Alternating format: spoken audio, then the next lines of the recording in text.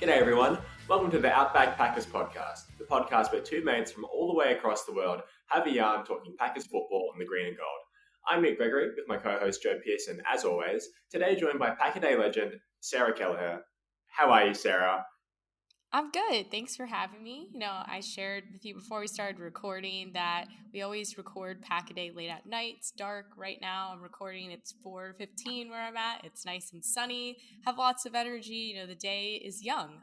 So it's great to be here. And Nick, we had you on our show over the summer, so just have loved watching you and Joe start this podcast and tune in when I can. So thanks for having me. I'm excited. And it's great, like Nick said, it's great to have you on.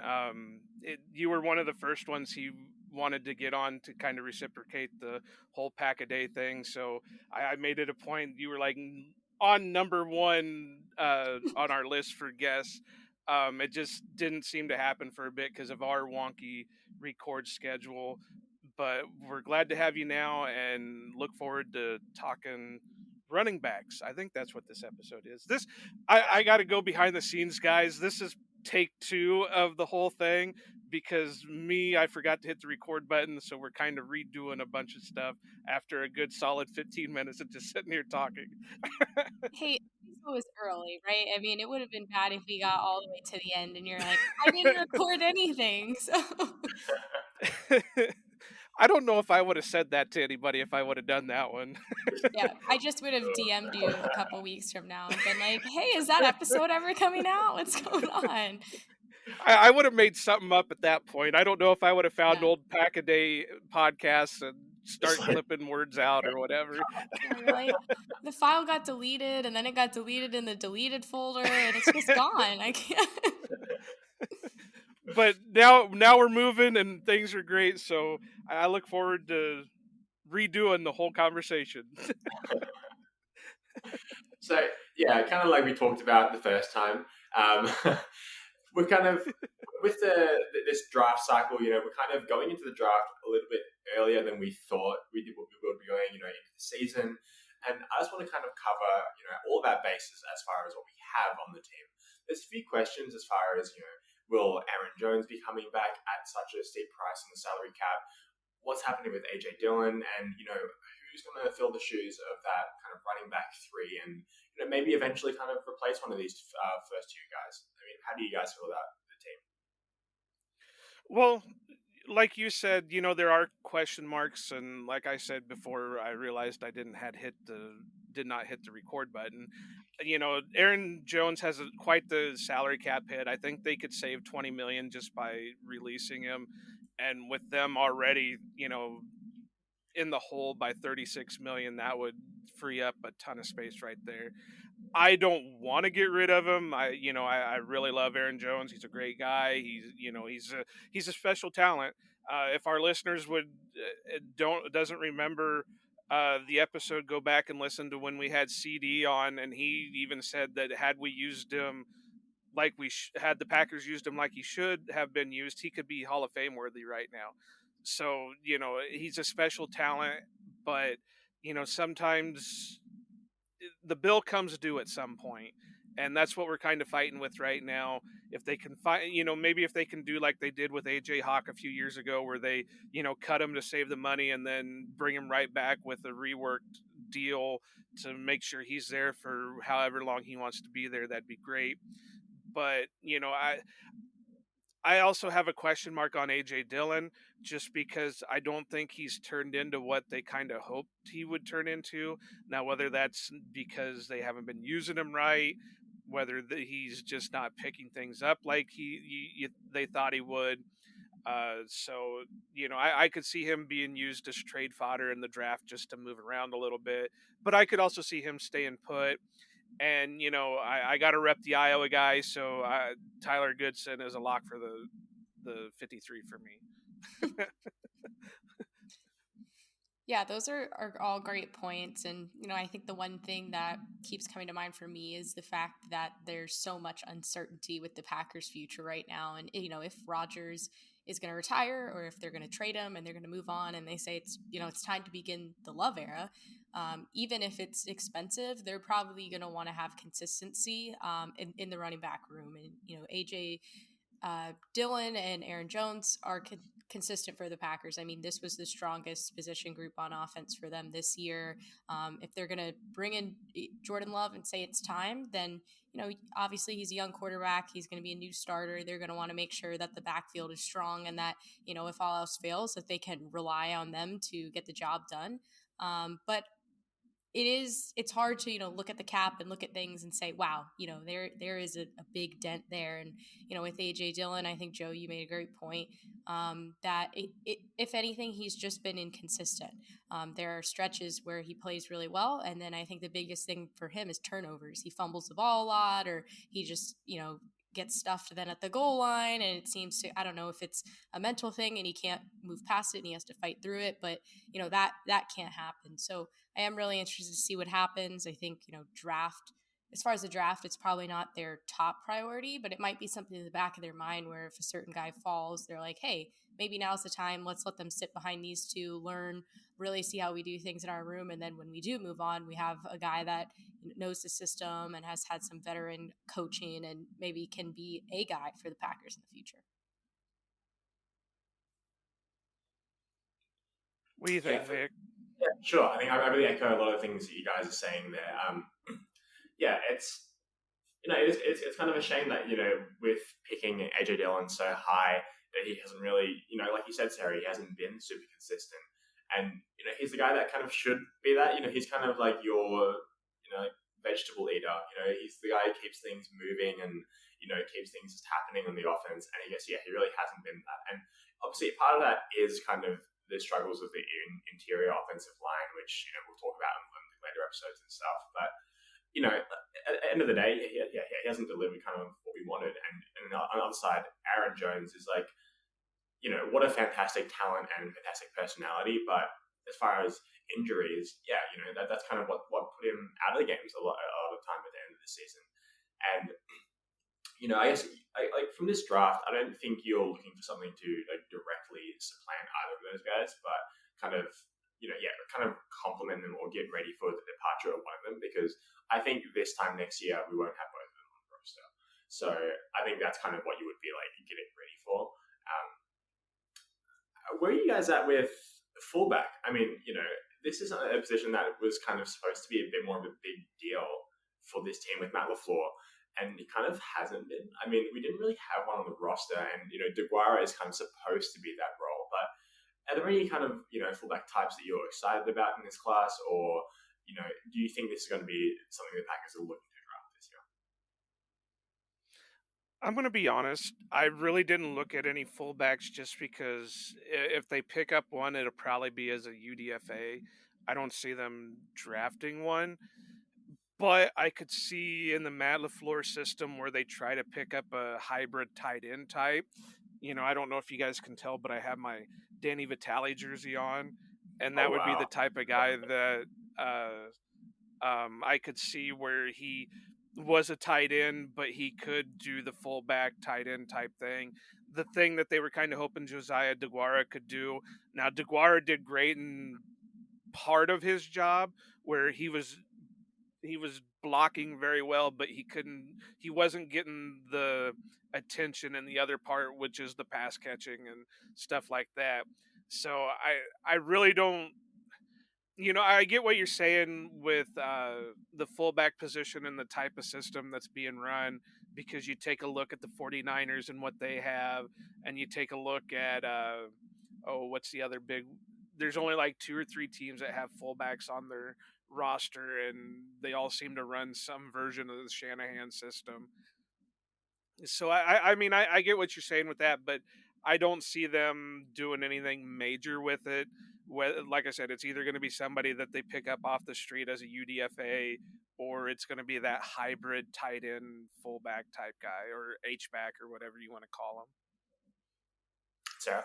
Yeah, I agree. I don't really see them, looking for a fullback in the draft. If anything, it'll probably be an undrafted rookie or UDFA. And as far as DeGuara, I think that, Mercedes Lewis time is obviously coming to an end soon, whether it's Oh, this year or, which is terrible. I mean, I've just that felt, hurts because yeah, I've been saying I hope Mercedes plays until he's like 50. that would be amazing. And I mean, even saying it, I could feel like a little pain in my chest. My heart cracked a little bit. Um, but I really think, and based on some of the things I've seen, that they see Jaguara moving into more of that role once Mercedes Lewis leaves. He's already started it. He's a great blocker. Joe mentioned that. And I think they'll probably try to involve him more there. And this season, really kind of on that side of the ball, I thought was really a breakout year for him. A lot of just great blocks, set up a lot of good plays. And so if they're going to get somebody, they're probably going to look for more of a true passing tight end and not necessarily, one that can play the hybrid role. But that's how I feel. But I feel much better about DeGuara this year than I did last year.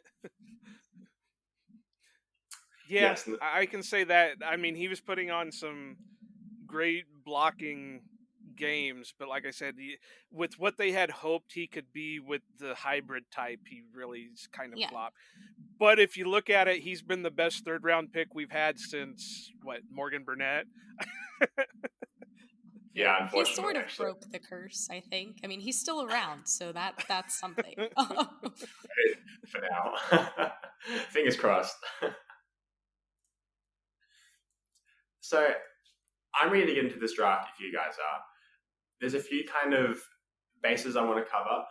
I think the best way to go about this is who's your guy that you think could be drafted on day one, a guy you think could be drafted on day two, and then day three, obviously. And also, I just want to ask, who is your guy in the class?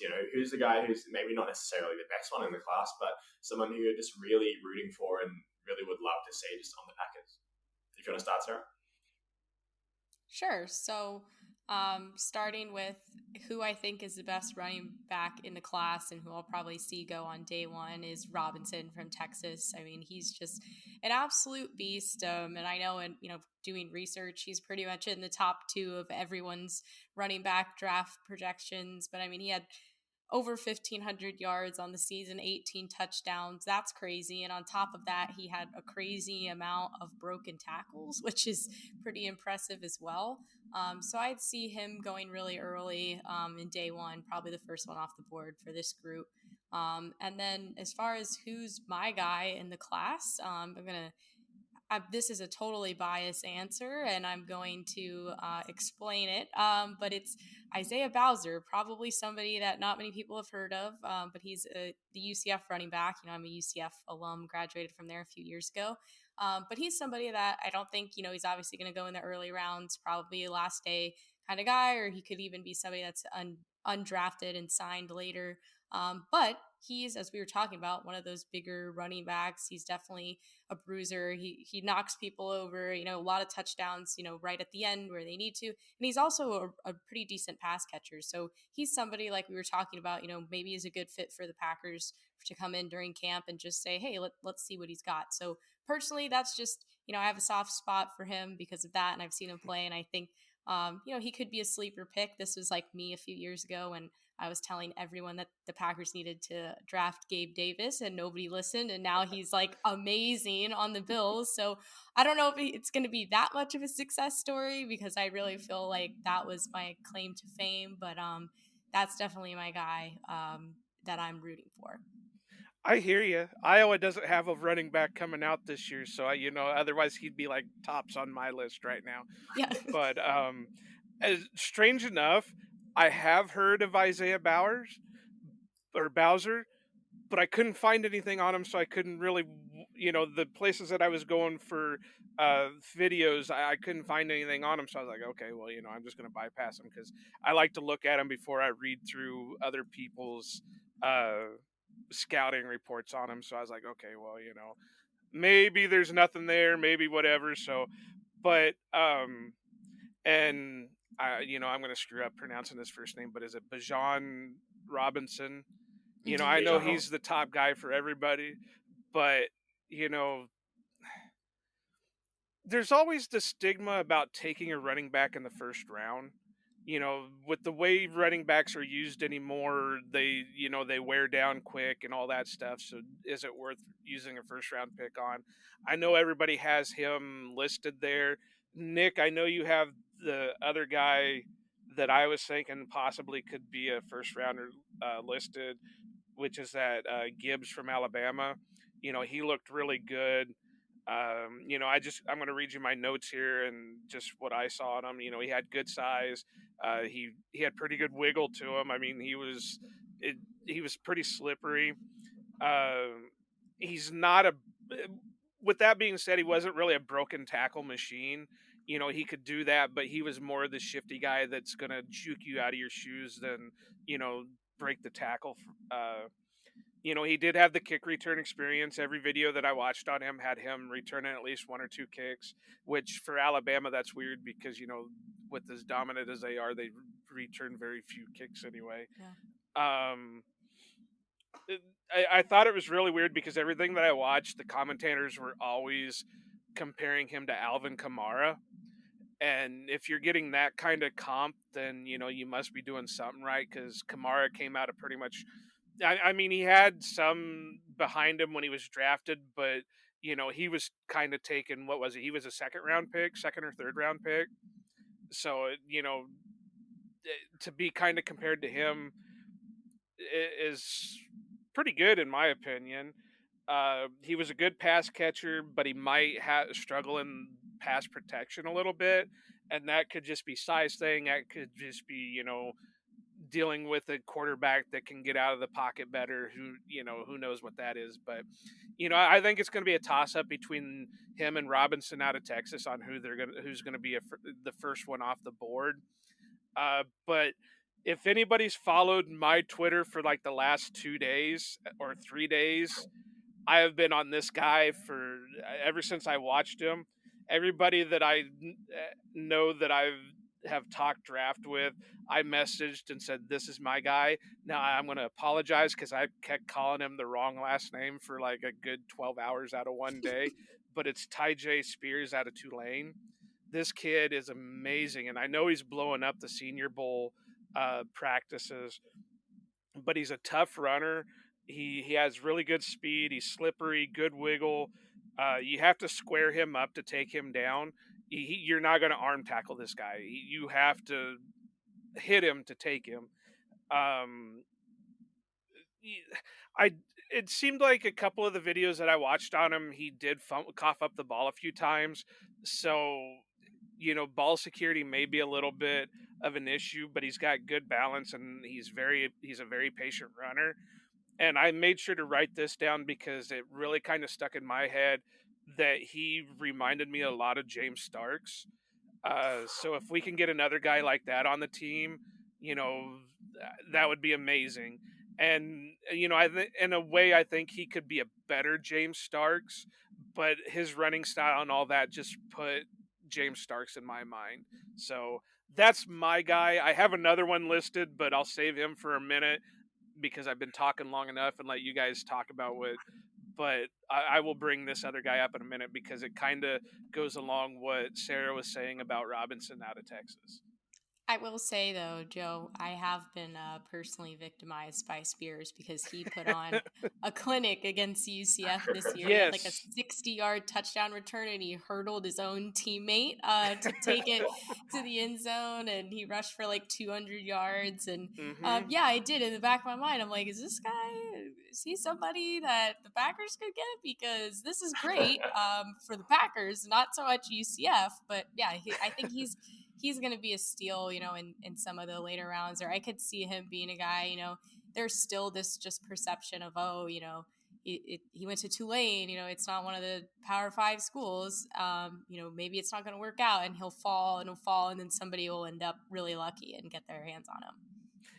Now that you mention it, one of the games I watched was I'm UCF sure it was. game. Yeah, because he looked really good that game, so there were lots of highlights.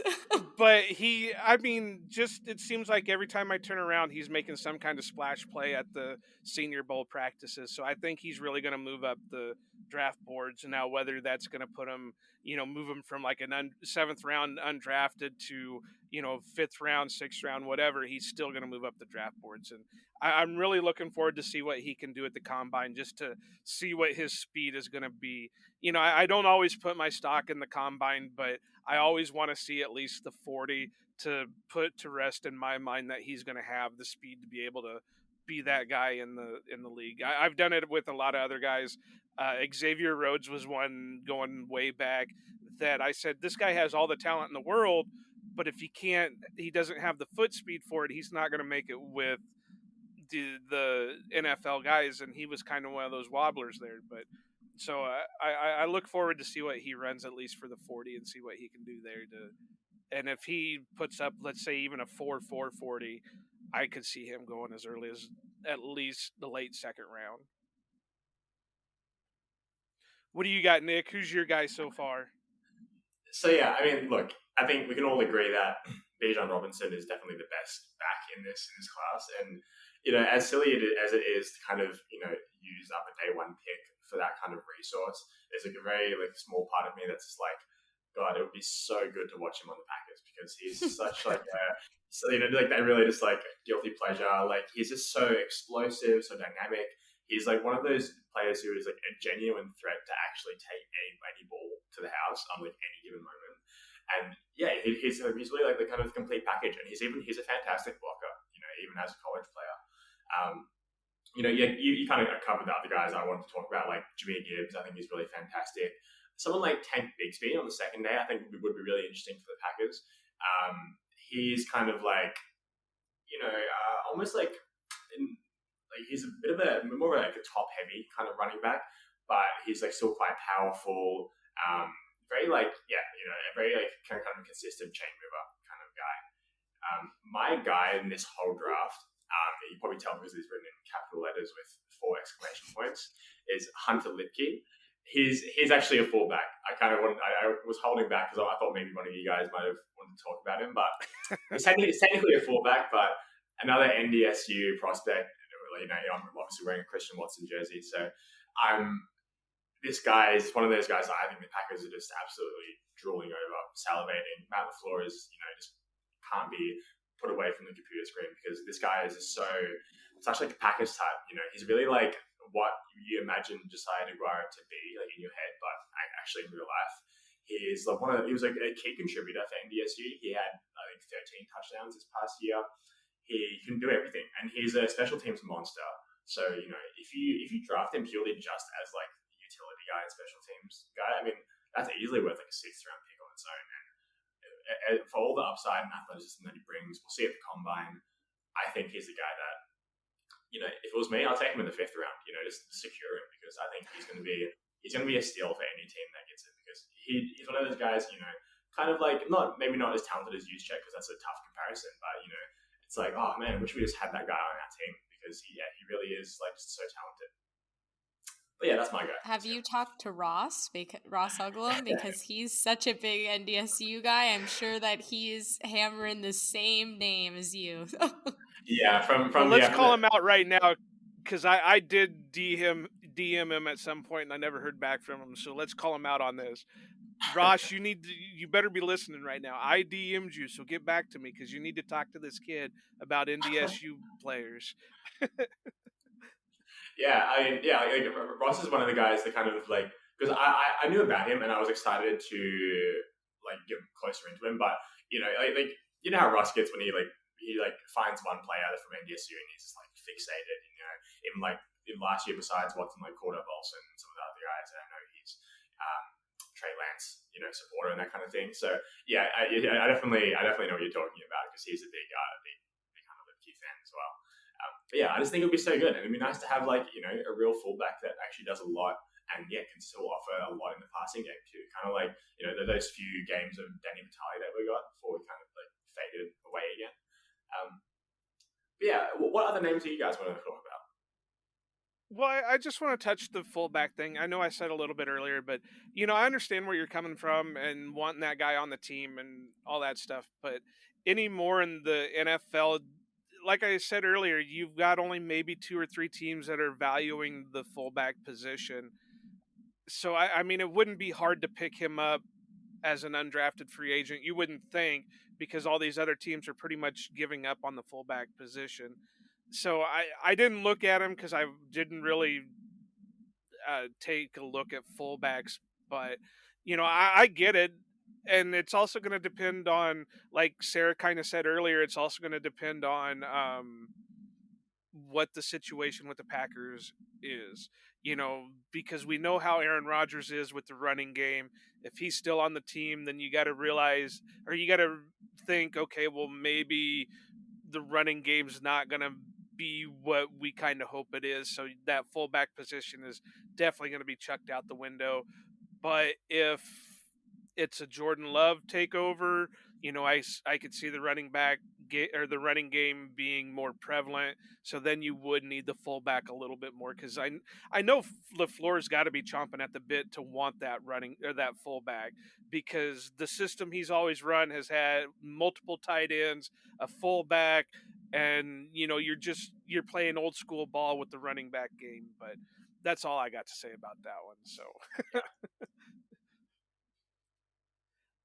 As for other guys, I'm going to bring this one up real quick, because I've said that Spears and this guy are my like 1A and 1B of my draft crushes, and it's another one that I'm probably going to butcher the hell out of his last name. So I apologize if he ever hears this at some point.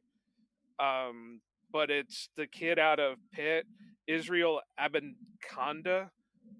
Isn't that what I said it was? Abby Kanda, something like that. Sorry, yeah, something like that. But this is the one that I said that everything that Sarah was saying about Robinson out of Texas kind of fits with him. He's not really that pile driver, but he's not afraid of contact. He's got good but not like top notch speed to him. Good balance, good vision. He's definitely hard to bring down, but this was just his last year's stats. He had 1,431 yards. He averaged 6 yards a carry. He had 20 touchdowns, and in just one game against Virginia Tech, he had 320 yards and 6 touchdowns. So I could say, and it's Virginia Tech. I mean, I know they're not a top-notch school like they used to be, but it's not like they were playing Podunk, a community college out of Montana or whatever. And they at least are the same division. Actually, I think Virginia Tech's a little bit a higher division than what Pitt is, but this kid still put up 320 yards and 6 touchdowns. I loved what I saw on the field with him. I think if I were to put a comparison to him, it wouldn't be probably character-wise, because I don't know what he is out off the field, but I put a Jamal Williams comp to him, because that's the type of runner that I saw out of him. So I was really impressed with him, and I could see him being a 4th or 5th round type guy. And I love Pitt running backs. I loved John Connor a few years ago too. Yeah, and I think somebody that we haven't mentioned yet that I'm not sure that they're, as far as like pure running back and the talent there and the ability, to be able to bust through tackles, break tackles, and all of that. But it's somebody that's just incredibly fast. And I think when the combine comes and they run their 40 and people see the number, are going to go, holy crap. And that maybe it'll boost his stock a little bit. But that's Devin Ackney from Texas A&M. He's just incredibly fast. And as far as special teams as well, could be a guy that, with that speed, maybe they incorporate there as well. So, it doesn't have the pure, as I would describe, A.J. Dillon strength, but is somebody that is super speedy. And I think that when that 40 time comes in, it's going to turn a lot of heads. He's the one that's a little on the smaller side, isn't he? He's like 5'6", 185 or something like that. Yeah, he is smaller. Yeah, he's only 185, but I think that the time is going to attract the eyeballs, and that people might just talk about him a lot because of that. They'll just say, oh, he's so fast. Right. And, and that's just kind of a flashy stat that people get excited about during draft season. So just wanted to bring it up. Most definitely. And I kind of watched him too, but the minute I saw 5'6", 185, I was like, I don't know, because that's a little bit smaller than Aaron Jones, and Jones has a little bit of injury concerns with the hits that he takes. But yeah, he's definitely fast and he's definitely got ability. So I could see him being a late round flyer. But like you said, with the speed, he could go a little bit higher. Too bad Al Davis wasn't still alive. He'd probably take him in the first round.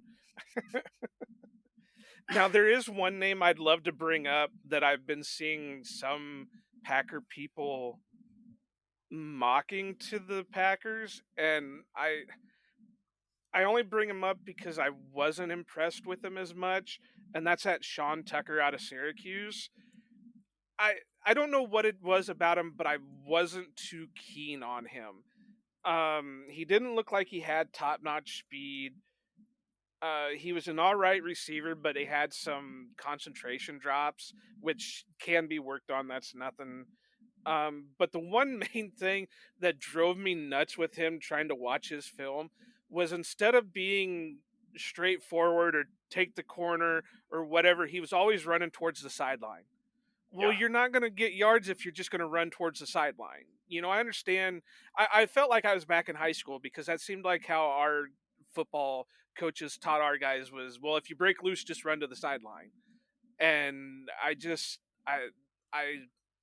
with that kind of mentality, I don't know if he's going to produce well in the NFL. Now, I could be completely wrong. They don't pay me to be an NFL scout. So, I'm just some schmo sitting on the couch watching cut up videos. But I did see him being mocked to the Packers a lot, and I did see him getting talked about.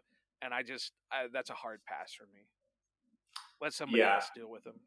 I think it's like in this class, there's not very many like complete backs that I found. They kind of Yeah. there's like some guys who are like great runners, but even kind of like you brought up Ty J Spears and Israel, they're not really very experienced, like catching the ball, for example. They're not like guys so like in the years past we had like someone like Antonio Gibson, who's like a very complete guy on like it was like round 3 or round 4, and yeah, there's not many of those guys here, and one of the guys I want to bring up, speaking of like smaller backs, this guy is tiny. That's Deuce Vaughn out of Kansas State. He's 5'6", 175. And, I just searched it up. Like even Darren Sproles coming out was like 186. So it's a tough sell if he doesn't put on any weight before the combine. But he's just like one of those guys who had a very illustrious college career, and he knows how to play the position. He's very instinctual running the ball. He kind of can do everything, but it's just the size concern. He struggled. He's a willing pass protector, but he struggled doing it because he's just so small. I mean, some of these guys, he has a full foot underneath. It'd be hard to envision a full time transition, but as that kind of third guy who can just come in and just run well and do some nice things, kind of fit in the offense, I think with some schemed up touches, I think he could be really good for a team. But yeah, he's even smaller than Darren Sproles was coming in, which is a tough sell for any NFL team.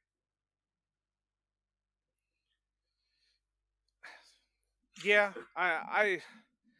well, what's funny is that was the first guy that I watched, because that was the first video that pulled up when I was doing anything, was him.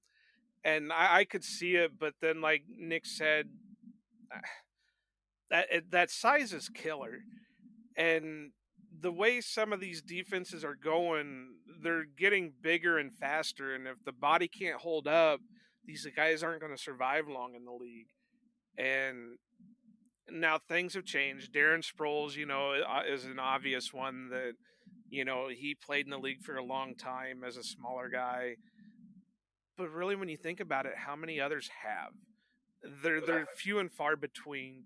So, and I have no problems with them. I mean, if they can come in and they can handle it, or if they can put on the weight and not lose any of the ability, then that's great. I mean, I guess he was with the Jaguars for the long time out of UCLA. Maurice Jones-Drew. Yeah, He was a bowling ball. He was short, but he was this big guy. And there's one that I actually watched videos on up until I realized that he doesn't come out for the draft until next year, and that's the kid from Michigan, Corum. Yeah. Yeah. he reminded He's a beast. he remind when I looked at him, it was like, okay, well, did Maurice Jones-Drew have a kid that didn't take his name or something? Because they were built the same, and he was amazing. He could be a guy that I could see breaking that mold because he didn't look very big either. I mean, height wise, but he was stocky. Yeah. So, He has you the know, AJ Dillon thunder thighs for sure. definitely. I think one of the notes that I wrote down before I finally crossed him out, because I was like, damn, this guy doesn't come out until next year, was legs look like tree trunks. Yeah. That. So, but I mean, I did do my diligence on a lot of other guys, but I think I mentioned all my top ones so far. So if you guys got anybody else you want to talk about, Sarah? No, I'm good. I've covered all mine as Yep. well. So I'll give you the floor. Yeah, I think this running back class it's deep, but it's kind of like there's a very defined kind of like third tier. I mean, like kind of like almost like a middle class. I mean, yeah, kind of like I said before, there's very few of these kind of really complete guys. I mean, Zach Charbonnet is kind of a guy that's like very well rounded, but not really great at anything.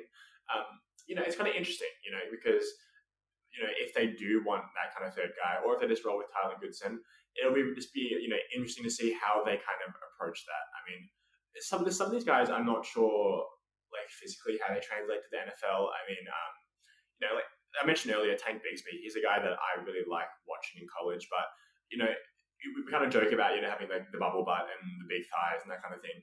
But those make like a really big difference in the NFL because that's where like all of your play strengths come from. And if you're being held by a lineman, you need the power of your legs to kind of drive. And if you don't have that and you're easily knocked over, people will figure that out really quickly and they'll target that. And that's kind of why it took a little while for Derrick Henry to kind of get things going because he had to very intentionally focus on getting his pad level quite low. And if you're not a natural runner in that kind of style and you're very upright, it's very difficult to kind of make it in this league on a consistent basis because if you're a taller guy especially, you're a big target. So yeah, look, I think if you're really hungry for a running back in this class, it's kind of you either get it quick or you get it at the very end of the draft. I just don't see much value on day 2 for the kind of offering that's available. But yeah, either way, I think this is an offense that is starved for playmakers and kind of that dynamism, and that is why I would like someone Bijan Robinson on the team. But yeah, it's like we'll see, right? I mean, as long as they take steps to kind of actively improve running back position and just kind of have some sort of plan for what happens if one of these guys departs next year, I think the position will be fine going into the next couple of years. well, I found one more that I forgot to mention because I kind of mentioned him earlier when I was talking about the Dillon trade, possibly being trade fodder. This guy, I'm surprised isn't getting talked about a little bit more, but I can see it why. Well, I can kind of see why he's not because he's getting overshadowed. But it's the other Texas running back, Roschon Johnson, and he's kind of in the Dillon mold, but he seemed to be a little bit more athletic than AJ is. I mean, he's pretty much everything they wanted. He was a solid pass catcher, straightforward runner. He was definitely hard to take down. And he did a lot of the lead back stuff for Robinson. So I think that really covered what I think that's what they really hoped Dillon would be that kind of fullback running back combination so they could play what they call in the formation now where they have the 2 running backs out there, the Pony package. yeah, the pony package. I think this guy could probably be a little bit better than Dillon, but it's really going to be interesting. And I know what we got as of the recording, we've got 2 weeks until the Super Bowl, and then it's another 2 or 3 weeks after that before the actual season starts. So it's going to be an interesting couple of weeks to see what happens. Absolutely. I'm really excited for the combine is at the end of the month as well. It'll be quite you know, like like kind of mentioned, like the physicality aspect doesn't matter until it does. You know, it's kind of more about like the threshold. So Yeah. really interesting to see where these guys will kind of fit. You know, it's like someone like Jimmy Gibbs is rumored to be like a legit 4-3 kind of back, so that'd be like really interesting to kind of see that. Yeah, I've been trying to keep my eye on all the bowl. What do they call it? I know the ones, the Senior Bowl and the Shrine Bowl, and then there's like the NFLPA Bowl and all these other ones for these prospects to shine in. And I've been trying to follow up as much of them as I can just to see what's going on. So, and it looks like some guys are having really good. Some of the smaller school guys are having really good days at practice, but it'll be fun to see what happens when the actual game goes. Get some gameplay out of them. Yeah, no, absolutely. Cool. I'm all good. I'm all good to finish up here if you guys are. Already, I think we can move. Before we finish up, actually, is there anything that you want to talk about that you're personally working on, Sarah, or any kind of projects that you want to promote? No, I'm not working on anything right now, just on Pack-a-Day as it is. But I always, if I'm a guest on a podcast, I like to come prepared with one question that's fun to end the show. So I want to ask both of you this question. So you have $1 million on the line. Like, you could win $1 million, and you either have to score a touchdown or prevent a touchdown. Which one are you doing? I'm not getting the $1 million. I'm too old and broke down right now to get the $1 million. To bet on yourself. If you had to bet on yourself, what would you pick? I gotta go preventing a touchdown. At the very worst, you know, you can just find someone, just hold them, and it's a penalty, reset it down. You know, no worries. That was my exact answer. That was literally exactly what I do. I'm like, there's no way I could score. I'd either get tackled immediately or completely locked down. So I'll do my best to just wave my arms everywhere and hope for the best. That would be about the only thing, is I'd have to like jump on them and just hold them there. But like I said, I'm getting too broke down to even do that anymore. I mean, theoretically, I suppose I could play dead and hope the guy like ignores me and starts walking off, and I just kind of scoot in for the touchdown. Do like that Aiden Hutchinson did in week 15. You can just hide on the sideline, and then as soon as the play starts, you run in. Yeah, that'd be about all I could do. But I think if I were to have to bet on myself for anything, it'd probably be the stop, because all I would do is just like latch onto a leg and not let go. Yeah. I feel like you have to be very confident in your athletic abilities if you say you're going to score a touchdown. If it was 20 years ago and, I don't know, 100 pounds ago, I'd probably be able to do it. But I'm getting too old and broke down to be doing that shit. Thanks for making me think of this stuff, Sarah. Oh my gosh, no, that wasn't my intention. That was an awesome question, actually. Thanks for that. Yeah, and good luck. I know you're having Dusty on the show. I mean, he's just the worst. No, I'm kidding. You'll have fun with Dusty. Oh man, I love it. Did you see all that Twitter drama that was going? Well, I called it drama just to keep it pushing, but my phone was blowing up. So we have a lot of guests coming on.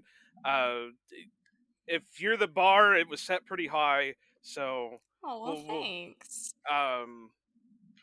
But you know, I know Nick's got a pretty good ending for us, or our normal outro. But we have a lot of guests planned coming on. We're gonna be pushing out new episodes every Wednesday. I'm not exactly sure when this one's coming out right now. I'd have to look at the calendar, but sometime. Thanks for having me. It was a lot of fun. Yeah.